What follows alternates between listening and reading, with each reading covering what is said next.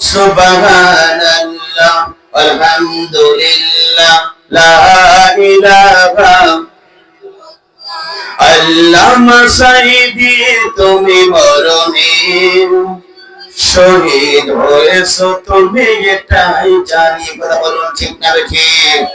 আল্লামা সাইদি তুমি মরণে শহীদ হয়েছো তুমি এটাই জানি। শহীদ হয়েছো তুমি এটাই জানি। কারাগারে কাটালে 13টি বছর, বাতিল কেটেছে তোমায় দেখে ধরো ধর। ঠিক না মানে? কারাগারে কাটালে 13টি বছর, বাতিল কেটেছে তোমায় দেখে ধরো ধর। তুমি যে ছিলে মতের নয়ন মণি, তুমি যে ছিলে মতের নয়ন মণি, শহীদ হয়েছো তুমি এটাই জানি। আল্লামা সাইদি তুমি মরণি শহীদ হয়েছো তুমি এটাই জানি। দেখো মাঝে যতদিন ছিল তব প্রাণ, বলেছিলে তুমি সেই প্রভুর কালাম। ঠিক না মানে? দেখো মাঝে যতদিন ছিল তব প্রাণ, বলেছিলে তুমি সেই প্রভুর কালাম। তাই তো তোমায় ভাবি প্রতিদিনে, তাই তো তোমায় ভাবি প্রতিদিনে, শহীদ হয়েছো তুমি এটাই জানি। আল্লামা সাইদি তুমি মরণে শহীদ হয়েছো তুমি এটাই জানি। দেখা তো হবে না আর এই জীবনে, দেখা হবে জান্নাতের ফুল বাগানে। দেখা তো হবে না আর এই জীবনে, দেখা হবে জান্নাতের ফুল বাগানে। এই আশা কবুল করো আল্লাহ তুমি, এই আশা কবুল করো আল্লাহ তুমি, শহীদ হয়েছো তুমি এটাই জানি। আল্লামা সাইদি তুমি মরণি শহীদ হয়েছো তুমি এটাই জানি। শহীদ হয়েছো তুমি এটাই জানি। কথা বলুন ঠিক না ঠিক? এরা অন্যায় ভাবে জাতির শ্রেষ্ঠ সন্তান, কোরআনের মুফাসসির, গোটা বাংলাদেশের বক্তারা, গোটা উজ্জ্বল জ্যোতিষ্ক, গোটা পৃথিবীর সম্পদ অর্থাৎ কোরআনের পাখি আল্লামা সাইদিকে যারা অন্যায় ভাবে পরিকল্পিত হবে রাষ্ট্রকে খুশি করার জন্য ইনজেকশনের মাধ্যমে বিদায় গ্রহণ করিয়েছে। বাংলার মুসলমান সুনামগঞ্জবাসী, সিলেটবাসী, আপনাদেরকে জানতে চাই কোরআনের মুফাসসিরকে যারা এই জমিনে অন্যায় ভাবে হত্যা করেছে তাদের বিচার বাংলার জমিনে হোক। কারা কারা যান তো আপনারা আল্লাহকে দেখে না।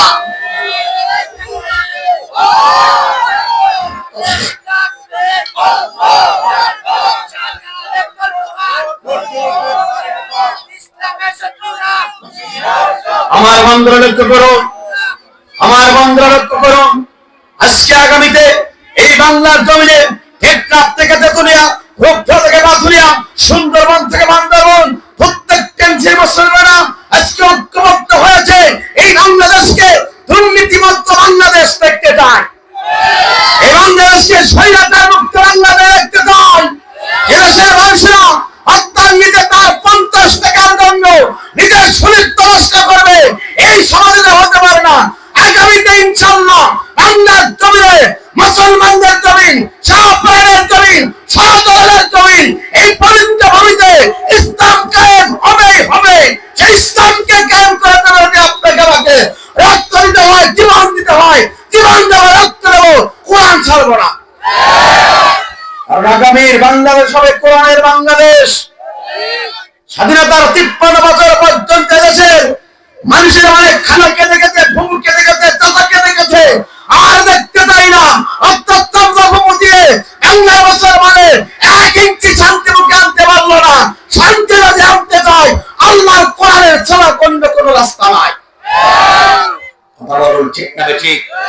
এই কোরআন যদি পার্লামেন্টে কায়েম হয়ে যায়, আগামীকাল যদি পার্লামেন্ট থেকে আমাদের আইন পাস করে দেওয়া হয়, এই বাংলাদেশে একজন বেনামাজি পাওয়া যাবে না। পার্লামেন্ট থেকে যদি পদ্মার আইন পাস করে দেওয়া হয়, এই সমাজের একজন বেপত্তা নারী পাওয়া যাবে না। কথা বলুন ঠিক না ঠিক? আমার বন্ধুরা, আমরা চাই বাংলার জমি ইসলাম কায়েম হোক, আমরা চাই বাংলার জমি কোরআন দিয়ে চলুক। কারণ এই সমাজে কোরআন দিয়ে যদি এই সমাজটাই কোরআন দিয়ে চলে, এই সমাজে একজন চোর বাটপার খুঁজে পাওয়া যাবে না। টাকা পয়সা রাস্তায় পড়ে থাকবে, কিন্তু একজন মানুষ সেটা হাত দিতে পারবে না, কারণ সে জানে আমি যদি 1 টাকা চুরি করি তাহলে আমার হাত কেটে দেওয়া হবে। আমার বন্ধুরা, আমরা সুখী সমৃদ্ধ বাংলাদেশ চাই, যে বাংলাদেশ একজন মুসলমানকে কষ্ট দিতে পারবে না। কথা বলুন ঠিক না? আমরা বন্ধুরা, আমরা পার্লামেন্টে এমপি হতে চাই না, মন্ত্রী হতে চাই না। আমাদের দাবি হলো একটাই, এই বাংলাদেশের কোন থেকে আমরা মন্ত্রিত্ব চাই না, এমপি হতে চাই না।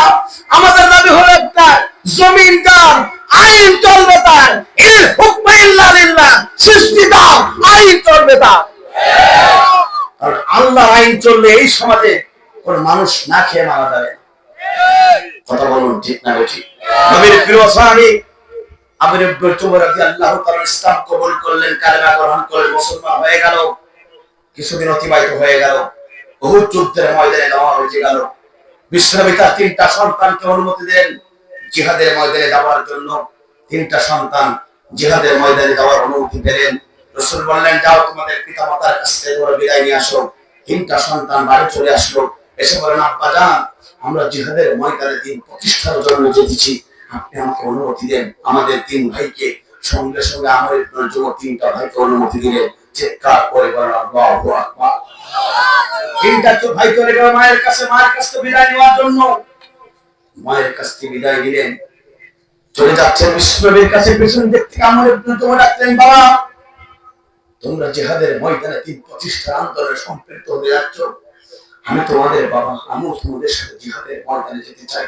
চিৎকার করে বলেন আল্লাহু আকবার।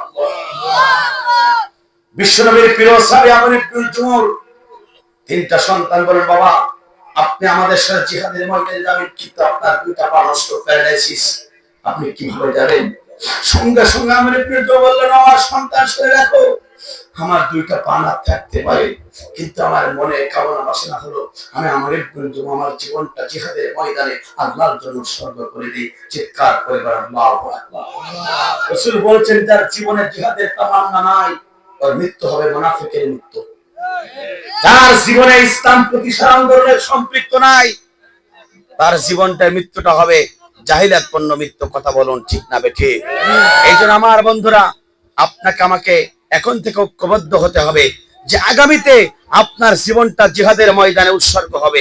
আপনার জীবনটা আল্লাহর কোরআনের জন্য দিয়ে দেব, আপনার আমার জীবনটা ইসলাম প্রতিষ্ঠার জন্য দিয়ে দেব, আপনার আমার জীবনটা আল্লাহর জমিনে রাষ্ট্র কায়েমের পক্ষে দিয়ে দেব। জীবনটা আল্লাহর পক্ষে দিতে পারে, আল্লাহ পাক আপনাকে ভালো পারবে, মৃত্যুর পরে জান্নাত দেবে। রাসূলের প্রিয়